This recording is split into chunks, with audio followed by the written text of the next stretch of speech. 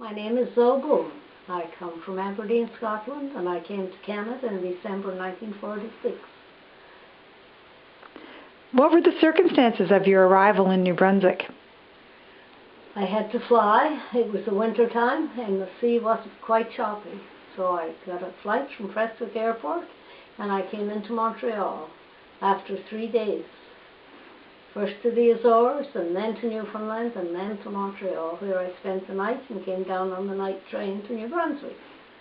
I landed at Macadam where my to-be husband-to-be met me. And then we came by train up to Perth, and we had a car there and drove up to Rowena, past the Indian Reserve and up the Topic. It was a farmhouse and it was quite nice. It didn't have all the amenities I've been used to, but I was all right with it. And I got quite a welcome, and as it was Christmas, it was a good time to come. Can you tell us a little bit about your meeting of your husband and the circumstances behind your engagement? I met him in 1940, and he came to Aberdeen regularly on his leaves, and then in 43 he went to Sicily, where he was captured and was a prisoner of war for 22 months, whereon I didn't see him. So I didn't have time to be married. We had to get permission and didn't have time to be married while he was sent back to Canada quite quickly. So I had to get permission to come and to get a passage to come. And I was meant to come in February on the Aquitania, but as I said, the sea was choppy then and I preferred to fly. Dangerous as it was at that time, all the way over you could see the ocean. And we went to the Azores and spent the night at the Azores, and to Newfoundland where they'd managed to clear the snow, and then to Montreal. And a flight that should have taken 12 hours took 2.5 days.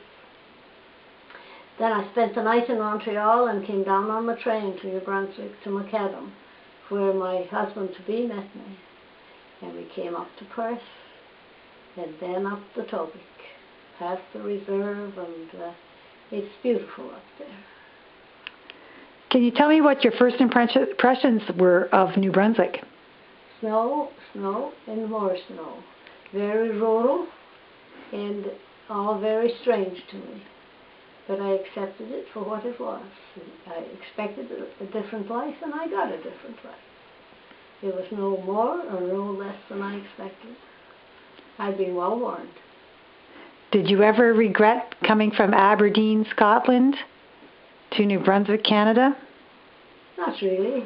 Not really. I made a life, and I had a husband and a family, and I've never regretted coming here. I've enjoyed it, every minute of it. Well, not every minute of it. We don't enjoy every minute of our lives, but overall, looking back, I thought it was pretty good. Did you ever go back to Aberdeen? Many times. I went back many times. Whenever we could save enough money, I went back. I spent money that should have been spent on our home, and it kept me happy. And I enjoyed going back and seeing my mother and my family. And my mother came here often. So I was very fortunate. What was the hardest thing about you adjusting to life in New Brunswick? Well, I would say the privy, the outside toilet, and the lack of running water in the home. It's all right on camping and a holiday, but permanently. But I didn't have to take it permanently because it only lasted 18 months. And then we built a home and had running water in it. And that's probably why I was a little better pleased. First thing we put in it was a bathroom, so before anything else. What was the hardest thing about adjusting to life in New Brunswick? Just what I said, that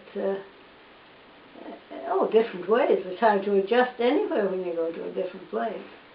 The lack of privacy, I think. was my biggest difficulty. But I don't recall any real difficulties. Maybe because I didn't have any. I adjusted quite well. Having been in the service for a few years, I adjusted very well. What did you do in the service?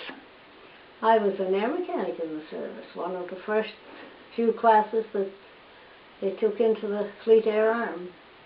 And it was the first service to take mechanics in, and I had the privilege of learning the trade and working on the aircraft. At the time we did our job, didn't think it was that important, but it must have been quite important. Because after all, we won the war, didn't we? What was the most exciting thing that happened to you when you were involved with your work with the Fleet Air Arm?